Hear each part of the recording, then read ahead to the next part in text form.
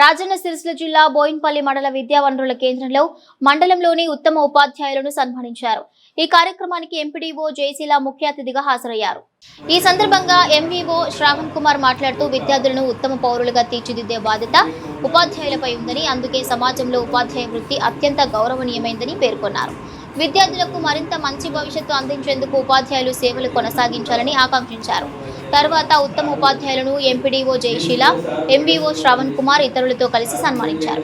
ఈ కార్యక్రమంలో ప్రధాన ఉపాధ్యాయులు భూమయ్య, శ్రీనివాస్, ఉషారాణి, రిటైర్డ్ ఎంవీఓ రామరాజు, ఉపాధ్యాయ సంఘాల ప్రతినిధులు గసికంటి శ్రీనివాస్, రాములు, ఆనందరావు, జగన్మోహన్, మల్లేశం తదితరులు పాల్గొన్నారు.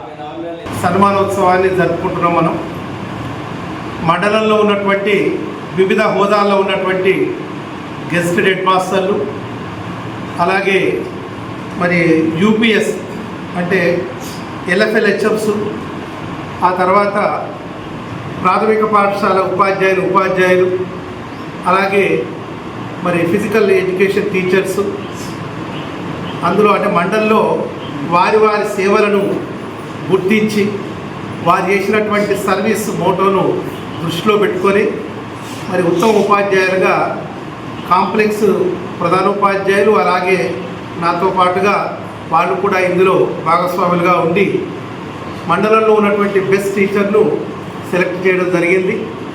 మరి ఇంటి కార్యక్రమాన్ని ఆ రోజు 5వ తారీఖు నాడు మనకు సెలవు వచ్చింది కాబట్టి ఈరోజు ఇక్కడ జరుపుకోవడం మనం ఎంతో సంతోషపడుతున్నాం.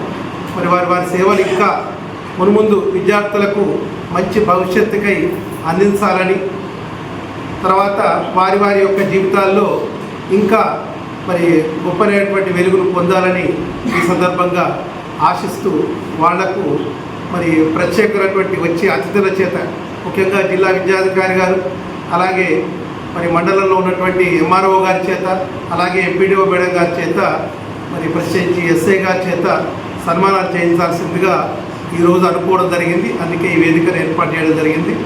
మరి వాళ్ళు అతిథులు వచ్చిన తర్వాత మన యొక్క సన్మాన కార్యక్రమాన్ని మొదలుపెట్టుకుంటాం.